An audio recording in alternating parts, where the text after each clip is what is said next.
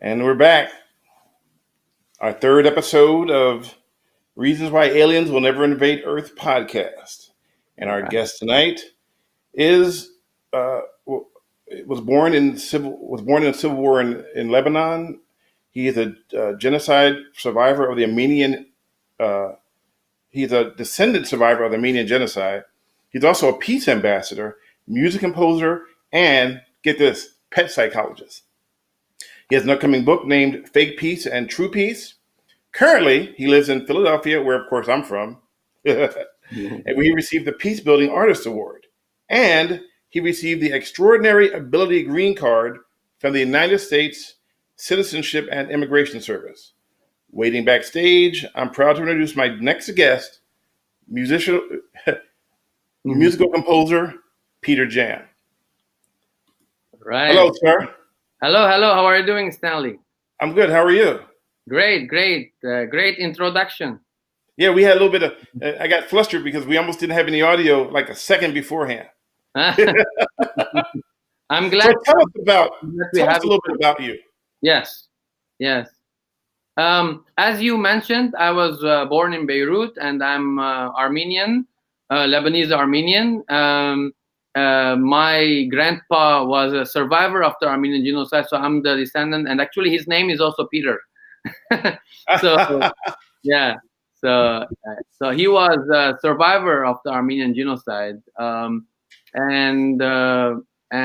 me, I'm a survivor of the Lebanese Civil War, which was 75 till 91. I was born in the 80s, so I was born in the midst of the Civil War. And some connection issues. Hold on. All right. We're having some connection issues with you right now. We're going to try to get you back on in a few seconds. That's the problem with the internet. It doesn't always work. And of course, it doesn't always work when you need it the most, which is right now. Are you still there? Yeah. All right. Yes, I'm here. So you released 2 albums. Tell me about them. Yes. Well, actually, I was so much convinced not to release any albums. I don't know why I was like that. I was thinking that I should get like a label or something like that, and then I was thinking to release an album over a decade ago, because I had the band from my school days, like late 90s, and then we started recording like every couple of years, couple of songs. Till 2008, 2009, I already had the ingredients of an album, like songs that it can be put in an album. But I was never convinced to release an album. I was thinking like, oh, there will be a label, I would make a deal and then release.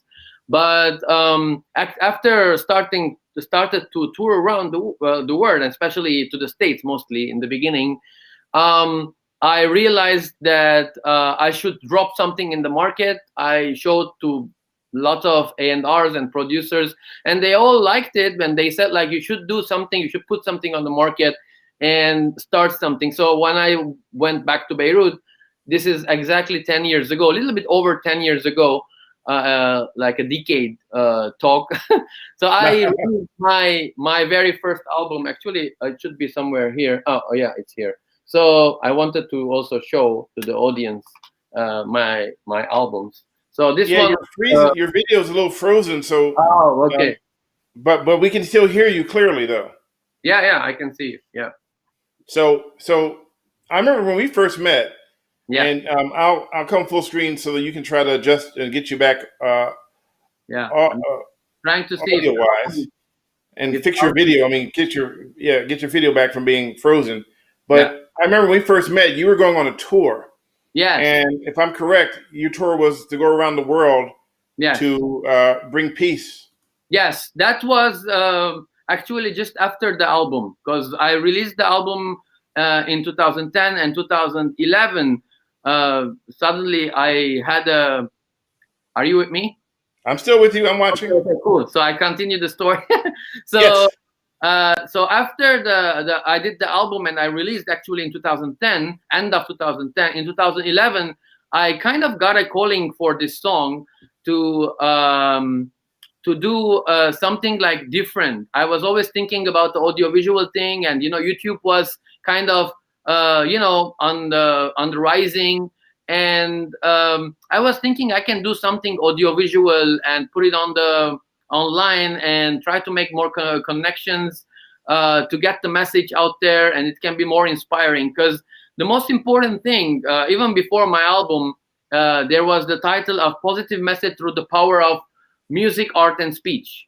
Okay. So I wanted to put my speech or my lyrics and my music all mixed together to inspire people, because I thought that it can be inspiring to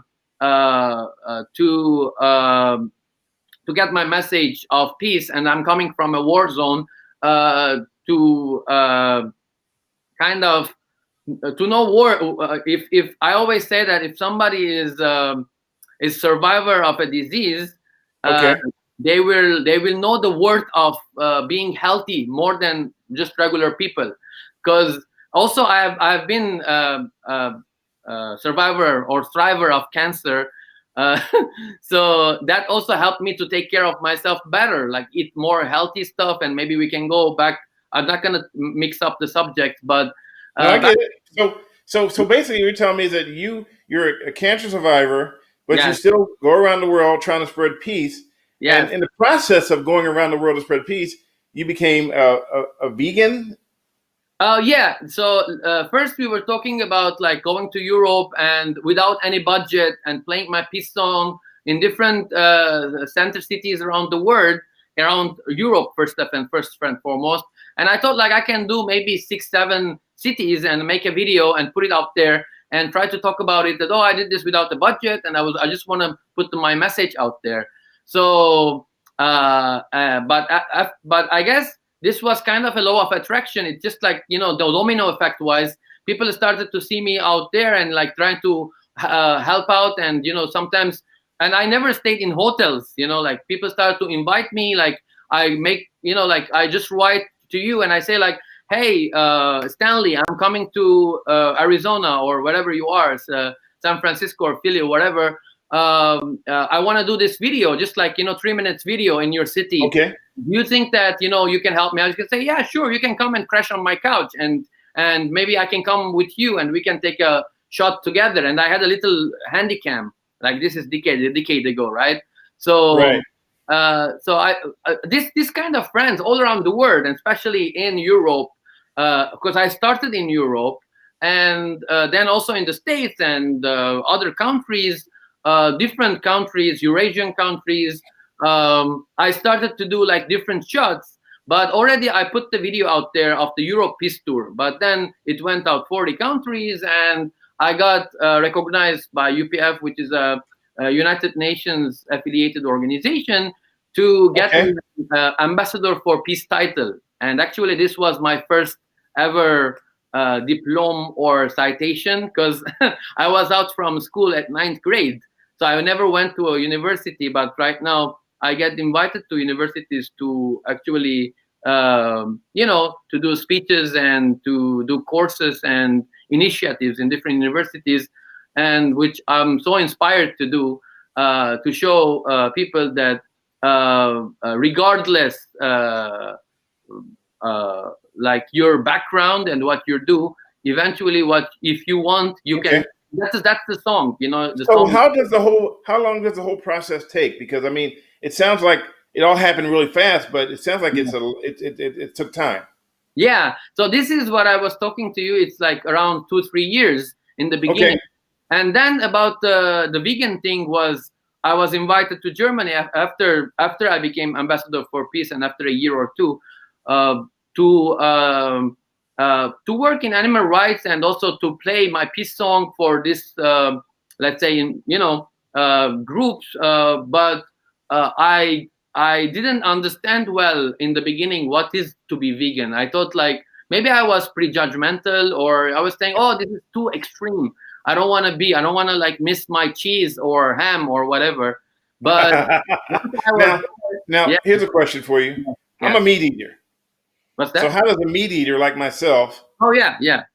switch from burgers and and ribs to just a vegan diet. Yes, yes. First of all, I wouldn't call it vegan diet. I would call plant-based diet, because Okay. Vegan is a lifestyle, and in the lifestyle, for me, its most important thing is the ethicalism and the spirituality. So it's not about only about what is your food, but where it is coming from. It is coming from a living being, and it's not like living only a living plant, but a living being that bleeds, that sees and hears, and feels everything like you and me. So I would think that it's so much different than eating plants, or like a fruit will fall down the tree, even if you don't cut it off. But the animal, mostly that we are eating, they are not just dying in the street, and okay, we are eating both ways they are dying, but we know that 99%, if not more, if not all, it's being slaughtered, and I'm against slaughtery because I think. Right, so I guess it's safe to say, you being in Philadelphia, yes, you've never had a Philly cheesesteak. Actually, in over a decade ago, when I came, the very first time I came to Philly, I ate the Philly cheesesteak. Back in those days, I wasn't vegan or vegetarian or whatever. Okay, all right. So you had one. This what do you was think? Beginning of my career. But as I ate that one, and now I eat the again Philly vegan cheesesteak, I don't see that there was a big difference. Because in Philly, I believe that there are lots of creative minds, and I believe that there's nothing impossible, and they are doing amazing job here. Lots of vegan restaurants and places that I'm like so much in love of vegan junk food. So I eat vegan junk food in many places here, which is really like burgers and steaks and cheese steaks and all of those stuff. Yeah. So this asks a question. And I don't want to get too far off. I'm going to go back to the accomplishments you've made in life. But in my opinion, if you are eating like a vegan burger, all right.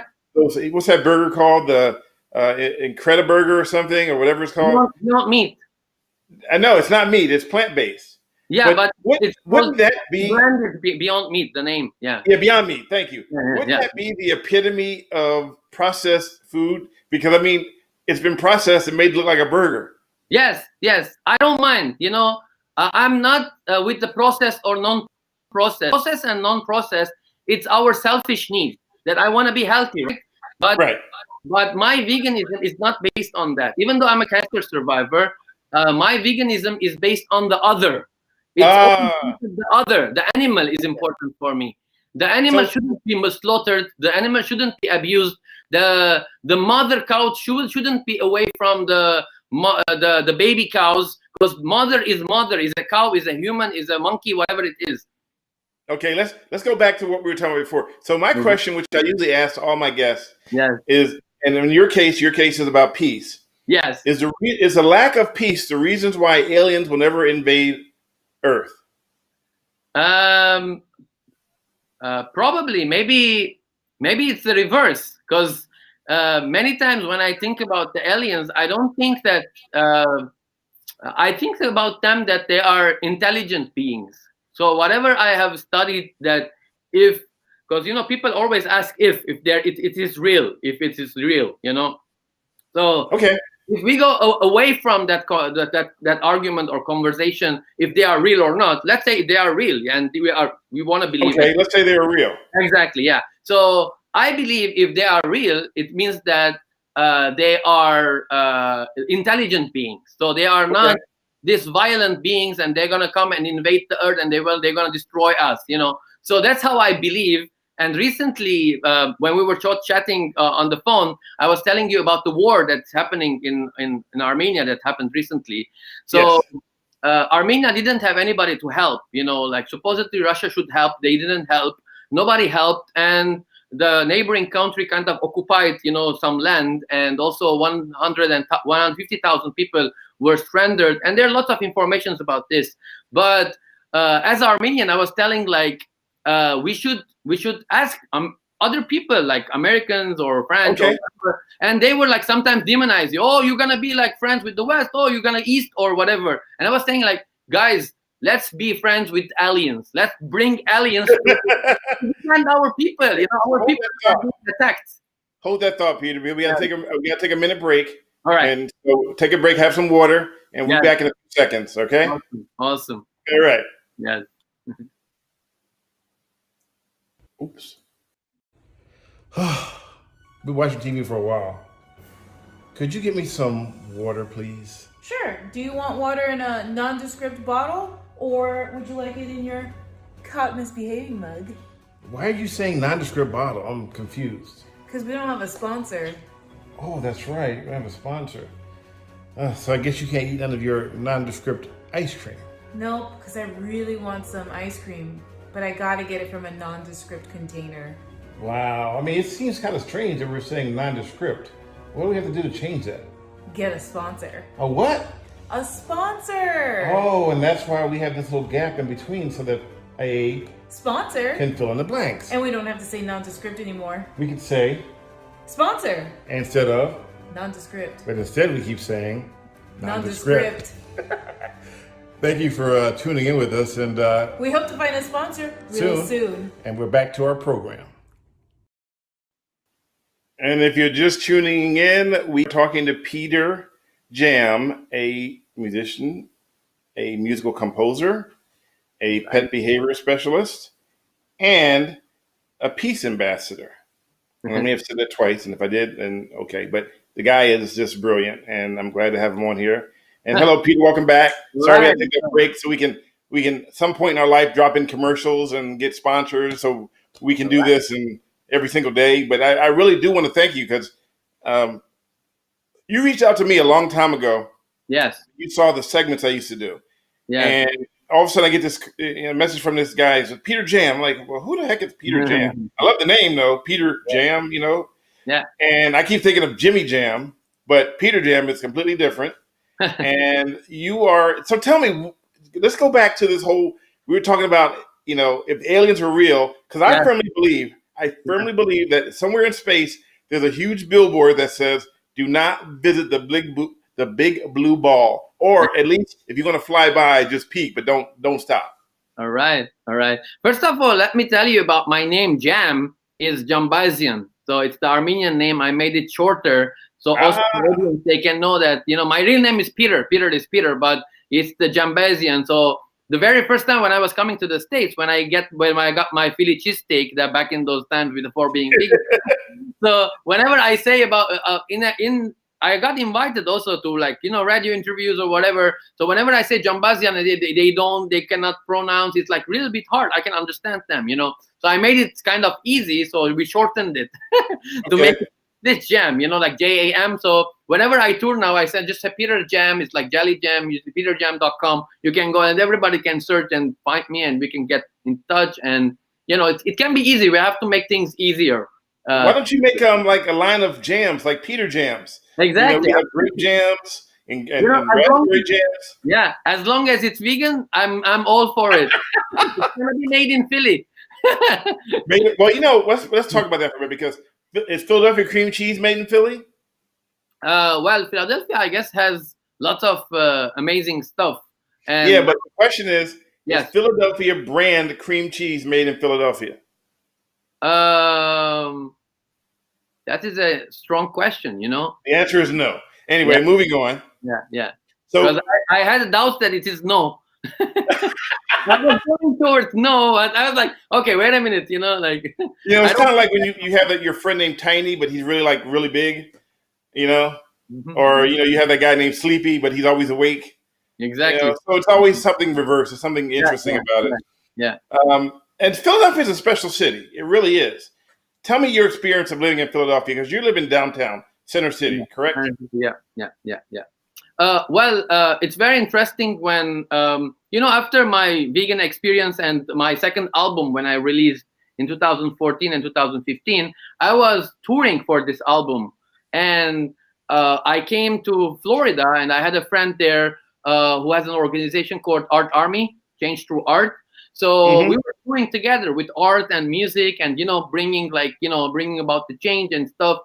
And I guess eventually I ended up in Philly, because I got a status called Artist with Extraordinary Abilities with the Art Army. So in the beginning, it was non-immigrant status.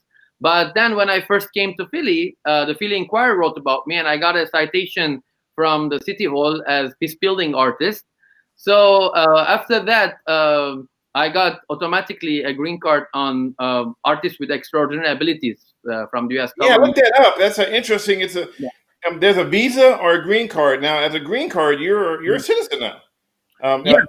Yeah. Actually, this year, or I guess end of this year or beginning of next year, in a year maximum, I will get my passport, American passport also. So did you have to like study, or they just said, "Hey, you know what? You're good at what you do. Here's a green card."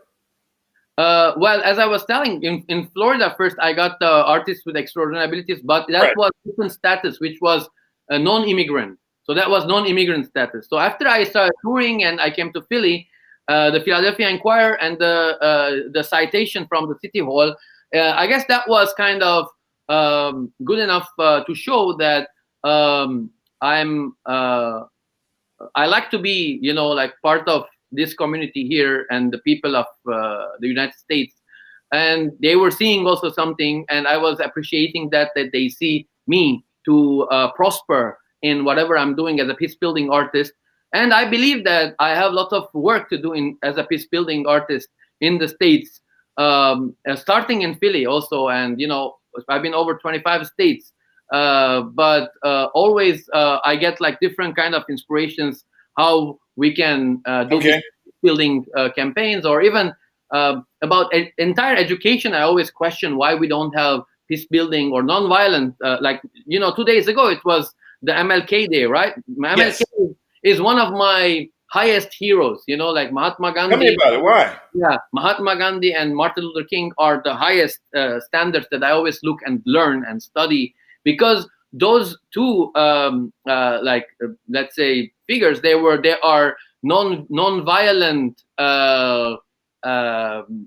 activists that made it work. Non-violent as a way, which, in this day and age, people start to believe more and more in violence than non-violence, because they see that violence working faster. So let's talk about that for a minute, because if you watch TV now, and you watch the internet and you watch social media, you would think that the world is extremely violent. And my take on it is, and how it always has been, that it's not any more violent than it was before. It's just now we have so many different ways of seeing it. It appears to be more. Yes. But the thing of it is that I believe whoever these guys were fighting non-violently with non-violent disobedience, and the lot of inspiration that they had, like deep love in whatever they are doing, and they made it work, from Mahatma Gandhi to Martin Luther King, even John Lennon, and these guys dedicated their lives for this mission. And they are always true inspirers, like all around the world, to show that this works. Because as I was saying, day after day, people see that, I guess, violence is working more than non-violence. If you're gonna make things happen, you can just use violence, but that is not in tune with our consciousness and entire being as human beings, and as our spiritual self, even ethical self, and all of those things. And I say on my album, peace starts with you and me, my friend, here. So it starts with me. I start with myself. If I believe in violence, how can I want others to have peace? Because my belief of violence will reflect on others. So I have to start with myself, right? So how do you deal with social media and all the negatives? Because here's what I found. Yes. On social media is that people say they want happy stories. They want stories that make them feel good. Yeah. So when you post a story that makes people feel good, there is very little involvement. However, if you post a story that has something just bananas and violent and crazy, people are all over it. Yes. What is that? That is on exact point, because there are, however I've been into the media, it's always based on two things: sex and violence. whatever is tuned with sex and violence, people start to go as if people's Yes. brains are kind of tuned to that, because it's a survival mode. The survival mode and instinctual mode that we have, like, sex and violence. Just see any forest, if you're gonna see National Geography, how lions live, as if we are living like like in the middle of the forest with the lions. But we say that, oh, we are civilized, look what I'm wearing, we have to respect each other and blah blah blah blah. That's why in my book I talk about fake peace and true peace. So it is very important. The word peace is so much politically correct way used a lot. Just people say peace, peace, peace, but what is real peace? Because whatever peace we talk about, it's so much in it that it is so much the fake peace than the true peace. Because true peace has justice, has real human rights. It starts with myself. It starts with my beliefs, and there is lots of forgiveness. Lots of things about those. But not to change the subject, what you asked, I suffered from the same thing too.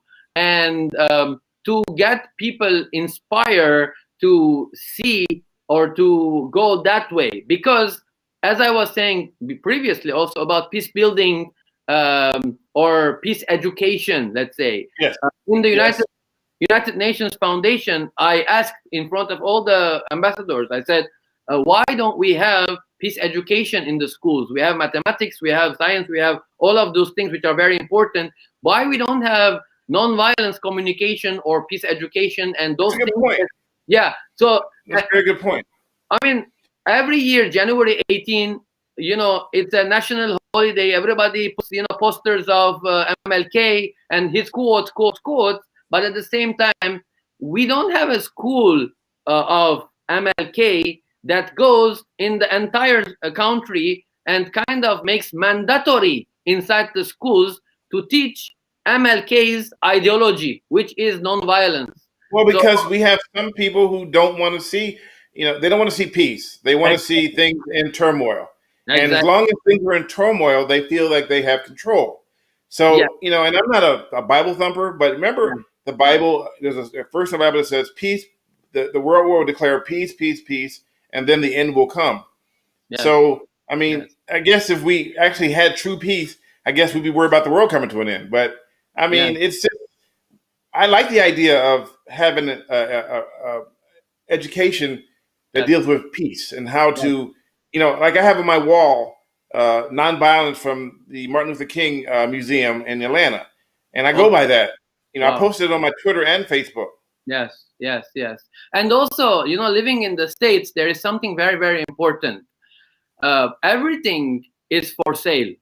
Everything.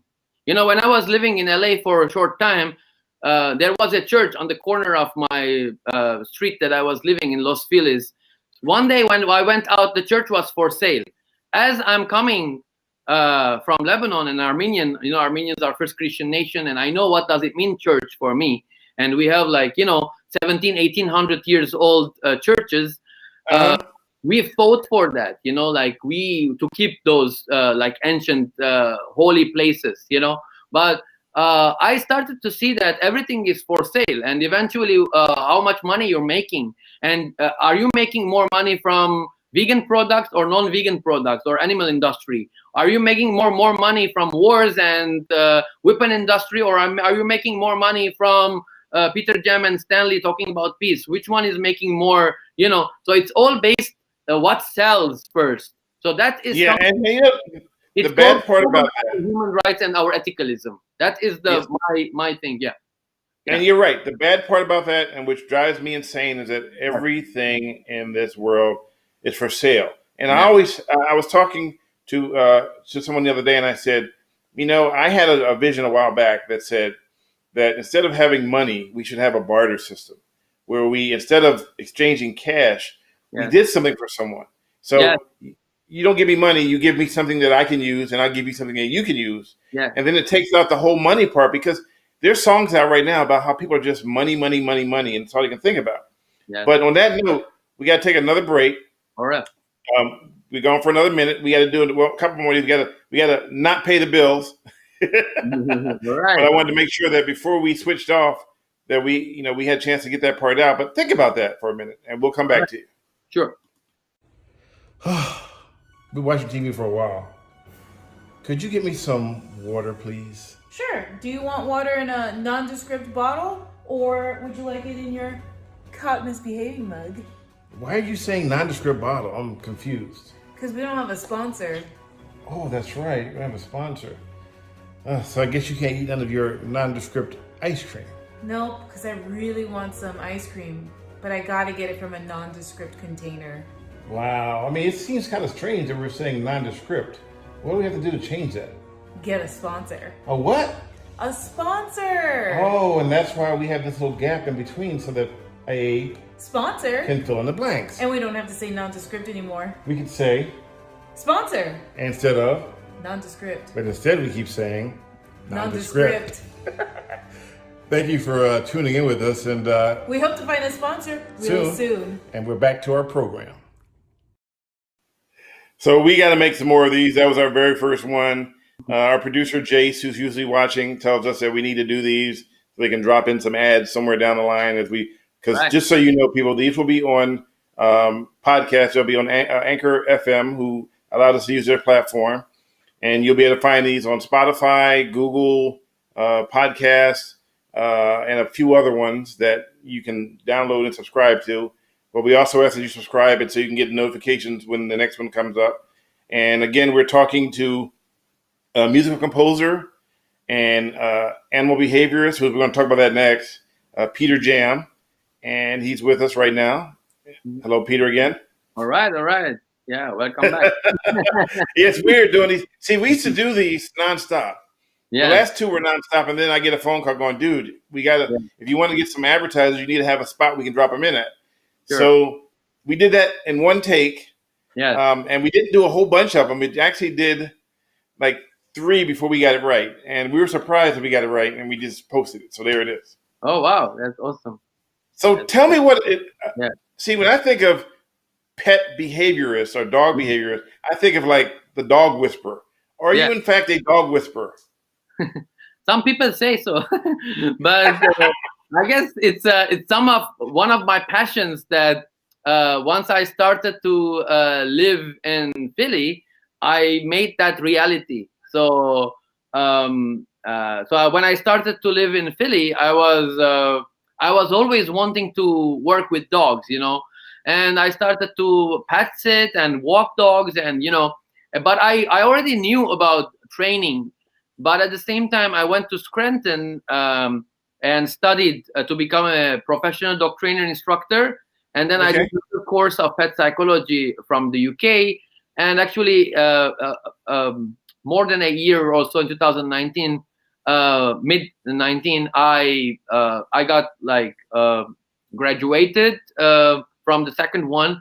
And actually, in the beginning of the pandemic, I have started my own business of dog training and instructing and pet psychology in Center City, Philly. And actually, I have my card here, which is the Magic Dogs.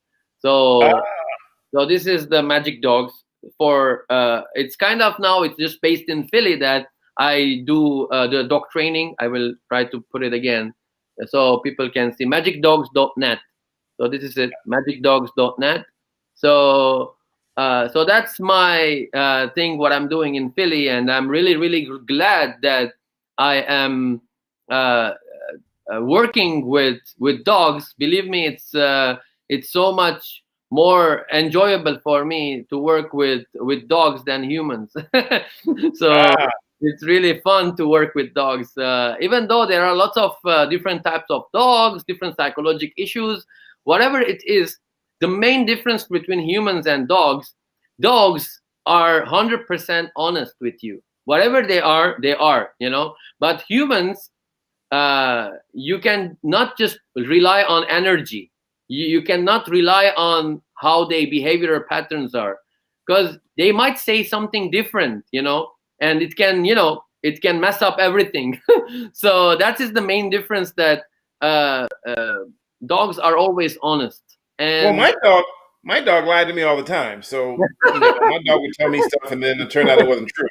I So I don't don't know think about how truthful dogs are, because my dog was a pathological liar. He just lied about everything. I don't think he can lie on me. I can read lots of dogs. I can read on the street, and I can tell how the energy of the dog is and how their behavioral things are.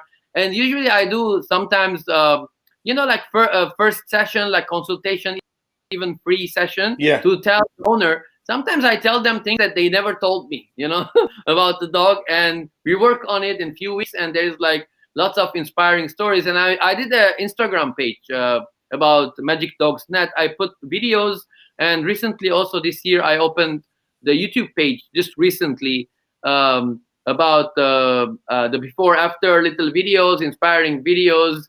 And I believe my optimal goal is to create communication, to a higher level communication with the owners, because we as owners, we think that dogs are like us. Meanwhile, dog senses are totally different than us, and we try to judge on everything that they are doing according on how human to human does. But in the dog world, it's totally different. So So I believe that dogs want to take over the world. So if you teach them how to become how to really communicate, then wouldn't that be their first next step in taking over the world? well, as long as we're talking about dogs and aliens, I guess both of them are so much more positive than the rulers around the world right now. Like I would be trusting so much on them other than whatever leader we're talking around the world now. As crazy news as we can hear. Well, it has been crazy. It's been crazy for years. It's and things may or may not get better. We don't know. We don't We have know. to take it one step at a time. We don't know what we don't know.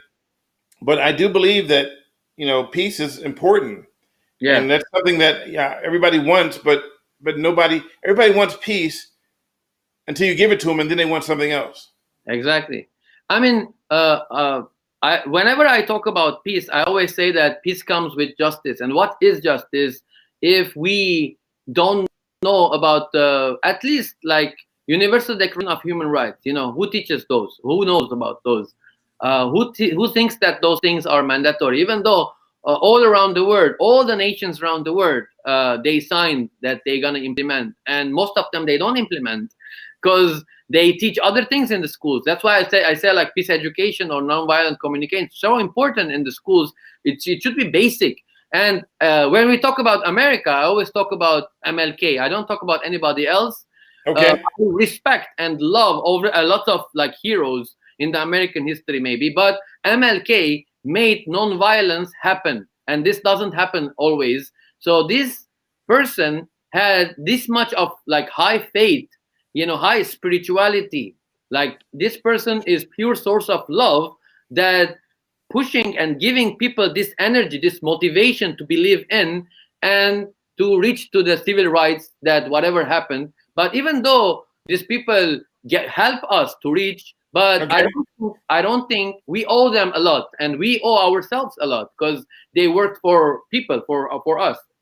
Well, peace, it doesn't come without a cost. And most people don't want to put in the work to work for peace. It takes a lot of work to make things peaceful. You can't just, you don't have a peaceful day just because you wake up and it's peaceful. You have to put in the work for it. And in our society, we as a whole have to put in the work to generate peace in the world, which is the hardest thing in the world for people to do, because they say they want peace, but then their actions dictate differently. Exactly. So in my book, actually, I have a chapter, something close to this, which I talk about peace being active, not passive. When people think that it is passive, they are wrong. Peace needs activism. You have to be active to it. You have to do something. You just have to okay, we want peace, but I'm not doing anything, So this doesn't work because whoever wants evil, they are doing already, So we have to be big in numbers and so much high in faith to believe in nonviolence and to make things happen so that it can literally happen, because it's kind of hard to make it happen. It's nothing new. And all these inspiring leaders that made this happen in the past, they worked a lot, and working is very important and it's basic. But always any work and any activism, it comes from a thought, from an idea, from something that you are inspired within. That's why you want to go and work on it. If you're not inspired, you just Okay. and just scroll on Facebook, which most of us do now. Like we're too lazy and we don't want to do anything. We just scroll, and then you see on Facebook or on the social media stuff that it brings you more down, and you say like, "Oh, I'm hopeless now. I don't know. I'm not, I mean, I don't think that's going to really happen." So, so this is the circle that we should break in a way that I always try to work and meditate on myself to go out of this, to be active, to work on my imagination, how I envision things. Because when I first came to Philly, right? Yes. I did a peace building campaign. I went to 4 or 5 schools. It was in summertime. They were gathering. We did through art and through music. So I collected kids in neighborhoods in Philly. So we came all together, and I was teaching them the peace song, and they were singing all together. There are lots of links on my website and YouTube. So I did this like in different countries, but also I did in Philly because I was too inspired. Like I'm gonna do, and there is the peace walk here. They do in Yes, they have the peace walk. They used to have the peace train too, but then I guess a lot of things have changed because of COVID. Yes. No, Obviously, right now we're living in a different world. We're living in a different world, totally different world with the COVID. A whole different world completely. We have to understand what's going on right now and how to get around it. But you're right. People have become complacent, and you can tell that. Here's how you can tell people are complacent. When they log into a site, they read the title, and based on the title alone, they determine their whole background of what's going on based on just the title. Even now that Twitter has made it so that if you click a link, it says you should read the article before you comment. Because people over and over again will comment on a subject, and then they'll say something like, "Well, why didn't you talk about this?" And then you're like, "Well, we did talk about that. Did you not read the story?" Well, no, I didn't have time to read the story. I just read the, Yes, because in a world that we are scrolling all the time, it's hard to stop by. So sometimes now I just think that maybe I should. I try to imagine, these old days when you're driving on 101 and and suddenly you see and you're not looking at the advertisement on the road, So then suddenly you see something like which is sexual or which is violence, suddenly some like blood or something, and then suddenly you stop and they say, "Oh, okay, we got your attention now. We're selling you coffee." Cheers. You know what that reminds me of? Yeah. So here's what this reminds me of. Yeah. It's someone who I always tell people that there's 2 signs people always read. Mm-hmm. Free shoes, shoe sale, and free money. All right. So if you put shoe sale in small letters on the freeway, somebody driving out will go, "Where's the shoe sale?" Or if you say free money, they see that. But they don't see anything else past that point. And like this one lady once who told me that she doesn't read signs because she's afraid she might crash. Yes. Same thing with the internet. They don't read internet because they're afraid their brain's going to crash. Yes. Definitely. We got a minute left before we go for another break. So you want to give me what you got real quick. All right. So I just wanted to say in the scrolling thing, I try to put, something that it can be a little bit attractive. So many times I put like, when I'm playing the guitar or, I'm with a dog or, something that it's not just a message, and the message should go through. That's why I always say positive message through the power of music, art, and speech. So I have to do something else and put the message in it. All right. Well, that's good. So when we come back, we're going to start to wrap things up and talk a little bit more about your book. Awesome. And you know what? I'm really having a great time talking to you. I wish we could be here forever, but I know we can't because you have things to do. But we'll take this break and we'll be back in 1 minute. Awesome. Been watching TV for a while. Could you get me some water, please? Sure. Do you want water in a nondescript bottle, or would you like it in your caught misbehaving mug? Why are you saying nondescript bottle? I'm confused. Because we don't have a sponsor. Oh, that's right. We have a sponsor. So I guess you can't eat none of your nondescript ice cream. Nope, because I really want some ice cream, but I gotta get it from a nondescript container. Wow. I mean, it seems kind of strange that we're saying nondescript. What do we have to do to change that? Get a sponsor. A what? A sponsor! Oh, and that's why we have this little gap in between so that a Sponsor? can fill in the blanks. And we don't have to say nondescript anymore. We could say Sponsor! instead of, Nondescript. but instead we keep saying nondescript. Nondescript. Thank you for tuning in with us, and We hope to find a sponsor real soon. And we're back to our program. So welcome back. Once again, we're talking with Peter Jam, who is our guest today, and he was born during the Civil War in Lebanon. He's also a descendant survivor of the American genocide. Armenian. And a pet psychologist, and he basically a dog whisperer. Armenian genocide. Was that right? What did I say? I guess you said American genocide. Oh, sorry. Armenian. Wow, that was bad. Yeah. All right, let's take that one back. All right. Armenian genocide. Thank you for correcting me. And I didn't know you can actually hear me. Boy, that was bad. He has an upcoming book named Fake Peace and True Peace. But what we do want to talk about is the fact that you are a cancer survivor. Yes, also. Yeah, that was a long time ago. It's been, over a decade and a half for that. And it took me a year, to 100% get cured.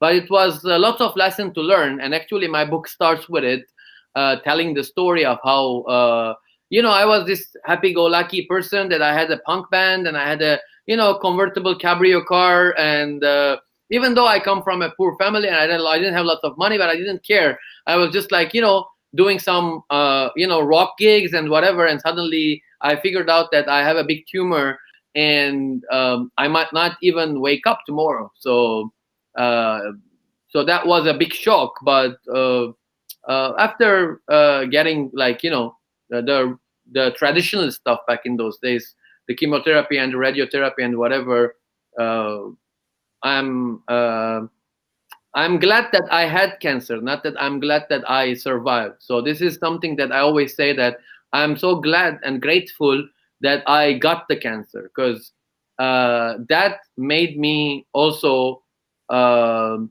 not going to say that made me who I am, but I can say that helped me to be whoever I am right now. So this is the time when we actually take questions from people. And I chuckled a little bit because I wanted to read a comment to you. I'm going to put up on the screen that was posted while you were talking. And that's why I kind of got a little smile. So the person wrote, the real reason aliens will never invade the Earth is because the distance between the stars is too great in order to make the work there wild. Also, why would they invade Earth when they can get what they want from mining asteroids? And we try to tell people that the title is not about actual aliens. It's about the fact that things are so bad sometimes on this planet that aliens would avoid this place. But it's funny how when you mention aliens, people come out and they want to argue with me about aliens. Some people say aliens are really here. But the whole thing about here we're doing here is we're trying to bring awareness to things on Earth right now that are so, crazy that it's worth talking about. And I think the title grabs your attention. Unfortunately, it grabs a bunch of attention from Area 51, which we don't always want, but we get. Exactly. But, talking about aliens, recently I was trying to study, whatever there is in history, like they recorded history. So I found out a place called, it's a city in Turkey right now, which was an ancient Greek city, Ephesus, next to Izmir. So in Ephesus, they figured out that archaeologists and, even scientists, they came out that there was something which was extraterrestrial, that they were there, like thousands of years ago. And then I started to, reread things. And then I figured out there is a documentary called Thrive. And in the beginning of Thrive, they were like going different places around the world. Like there is a place called Forbidden City in China, or there is a place in Egypt, or the Mayan culture, they have some stuff that they think that all this, designs that happened random places around the world, which is not man-made, what can it be? So it's kind of interesting to go and sometimes it's so easy to say like, okay, they don't exist, I don't see them, I don't believe in them, there's nothing, but sometimes you can just like go, and I'm that kind of person that I always go and search also between different languages that I speak, different libraries, and not just online. And I figured out that there is a big possibility that there was extraterrestrials that they were on Earth, or they left, or they're gonna come back, or they're not gonna come back. I don't know, but I just know one thing, that if they ever exist, they are so much more advanced and so much more intelligent than us. So Well, I mean, it doesn't. I mean, I'm not trying to put down the human race, but it doesn't take much to be more intelligent than us. I'm just putting it out there as a. yeah, I had that. If you look at some of the stuff on right now, you wonder what in the world is going on. And I say that every day. Yeah, I have that conversations with my dogs, with my clients' dogs. Always, I ask like, I have like intimate conversation. Like. So, what did the dogs tell you? Whatever you said, they kind of agree with you. They wouldn't disagree with you. I tell you this though, some people went to check your Instagram page out, and they said it's a fun page. Yes. So I mean, it's. I'm glad that you're doing these things. I'm glad that you're creating awareness, and I'm glad that you're a peace ambassador, because we know we need peace. We need peace, and that is something that is not readily available nowadays. All we see on there is hatred and violence and this and that, and I'm so and so, and to me, it's crazy. Yes, definitely. And the most important thing that I like to always talk about is what am I doing? And if everybody asks themselves, I sit with Peter and I talk to myself, what am I doing, for making things better, not just for me, for others, and how am I making somebody's day better? How am I reflecting something that, somebody just like cursed me in the middle of the street, what am I doing? Am I saying like, oh, I'm sorry, I didn't mean to, or I'm just like screaming at him, like these little things. Also, it starts with the family, with, inside our families, and it starts, in the society and in the country and in the city and the country and the world. So always the question is not what others are doing for me, but what am I doing for others, and also for my country and for the world, So it's all like this interconnected thing that we always got into this. Again, I was telling you about the survival mode, right? Into the survival mode that, no, I'm going to save myself. I'm going to be, I'm going to kill everybody. I'm going to lie to everybody just to make more money, more greed, more this, more that. And then we see that our lives are ending every single day. And then once we start to start with ourselves, that's why I titled also on my album, Peace starts with you and me, my friend. So I personally don't have enemies. And if you're going to be my enemy, that's your thing. You are not my enemy. Unless I decide you to be my enemy. You can hit me, you can hate me, you can do whatever. But for me, my unconditional decision of not hating you, also in my book, I say that the word hate, if I say I hate, this cup, I hate whatever, the word hate is inhuman for me. I consider the word hate.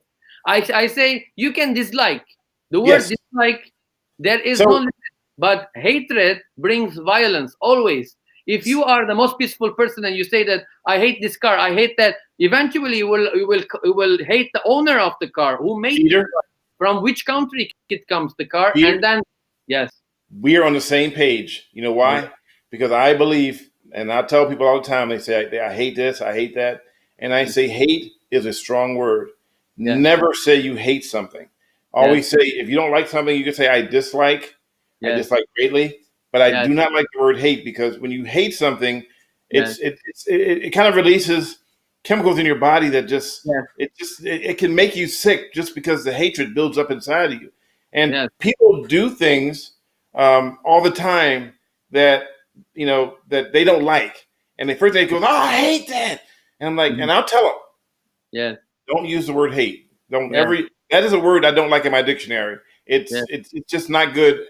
And Yes. and so, what do you recommend to people when they get up in the morning? How can they start their day off and make their day peaceful? And even though the world around them may irritate them, what should they do to avoid becoming part of that irritation?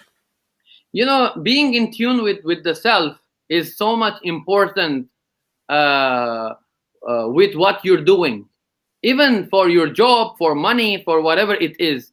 Whatever you're doing and you love what you do, that will make you love yourself. And if you don't love yourself, then you cannot be peaceful with the people around you, because you're not peaceful with yourself, right? Because Right. you start disliking or even hating yourself.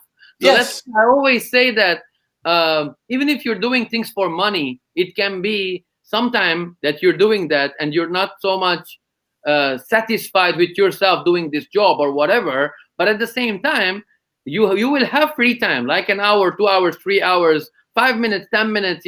From the times that I used to teach music, I used to tell to my students, you just have to train yourself 5 to 10 minutes every single day, couple of chords on the piano, on the guitar, and then after 2, 3 weeks, 4 weeks, 5 weeks, you can see that, you're playing knocking on heaven's door. It's three chords, ring, knock, knock, knock, so it's like it all starts with the self, that how much time you're putting for yourself, for the things that you love to do. And once you do the things that you love to do, you start to love yourself. You have inner euphoria within yourself.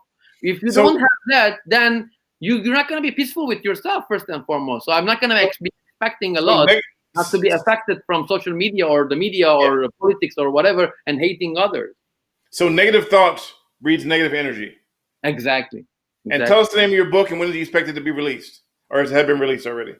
No, it's not released yet, but I'm hoping to be released before end of this year. So it's gonna be maybe in summer. I'm gonna try to work on it, start working on it back. I worked last year, and hopefully also I can make an album also, because I'm thinking of after making this two new singles I did, which is also I released the last single on the 15th, which was last week, and 21 is tomorrow, the official date of the release of the song Good Boy Boogie. And last month, also in December, I released the song called Butterfly People, and people can check out on Amazon, iTunes, and wherever. So Butterfly People and Good Boy Boogie, 2 are new songs. And the second song, so each one has their story. I don't know if we have time to talk about them. It's like really inspiring, both songs, both. We lost Pete. We lost Peter. His internet dropped out. Luckily, we're close to wrapping up anyway, so he'll pop back in, hopefully, and there he is. Hello, sir. Your internet dropped out just at the last second, huh? All right. So the first song I was talking to you that recently I released, Butterfly People, was written a poem from Judy Wood, who is a human rights advocate and an attorney in LA. So Judy gave me these lyrics, beautiful lyrics that I wrote the song and I released last month. Butterfly People, people can check it out. And also Good Boy Boogie was a song that I wrote to my dog Boogie, which there's the picture here, and also there's a picture here. People can see Boogie. Yeah, Boogie passed away 6 years ago, so I used to sing this song for him. So finally, I wrote an English version, like English verse to it, even though I always say Good Boy Boogie, but the main verse wasn't English. It was a language that the dog understands only. So I released that song just recently, and tomorrow is the official date, actually. The name is called Good Boy Boogie, and it's available on Alexa and all the internet market and everywhere. And I wish I can collect all the songs that I released for you and me. For example, There Is Hope for the Hopeless. Peace for the Peaceless, Love for the Loveless. There's this song I released also as a single. There is a birthday song coming up, maybe on my birthday. Okay. So there's right. lots of songs that are like I'm working on. There's another song for Armin Genocide. Maybe I do a duo with it or something. So maybe I can also release an album this year. But I'm looking forward to work on both of these. But at the same time, I'm also working in Santa City, Philly for my company, for my beloved Magic Dogs. Magic Dogs. MagicDogs.net. And people, I mean, for me, it's very interesting to work with dogs, and anybody that has dogs, they can hit me up and say whatever their dog is, behavioral things that they don't like, and I can maybe give tips, free tips on Magic Dogs Net. So these things that I do, it's like so much. There is so much passionately I try to do because I want to be peaceful. That's why. Okay. If I don't do these things that I love to do, I wouldn't be that peaceful. I wouldn't love myself. So if I want to love do what you love to do. exactly. On that note, Peter, we've extended our stay. We've already bypassed our 1 hour mark, but I have to admit, it was a pleasure talking to you. Yes. It was great. You have great insight. I look forward to things to come. I look forward to reading your book, Fake Peace versus True Peace. Yes. And your new music as it comes out. And I'm still waiting for my theme song for Alien Podcast. So as soon as you get that together for me, we'll put it in there as well. But ladies and gentlemen, if you're tuning in, this is Peter Jam, and he is a music composer, peace activist, and pet behavioral specialist. And we want to thank you, Peter, for showing up. And we hopefully have you back again in another day. Sure. Yes. Thank you. Thank you. Thank you so much. Peace. All right. Peace. So thank you for joining us. Remember, we are very close to launching caughtmisbehaving.com. We're in beta testing right now, but it should be released soon. You can also log on and check us out on the podcast. There's the Alien Podcast on Spotify, on Google Podcasts, and a few others. So we want to thank you for joining us again, and we'll see you next week with a brand new guest. Have a good night.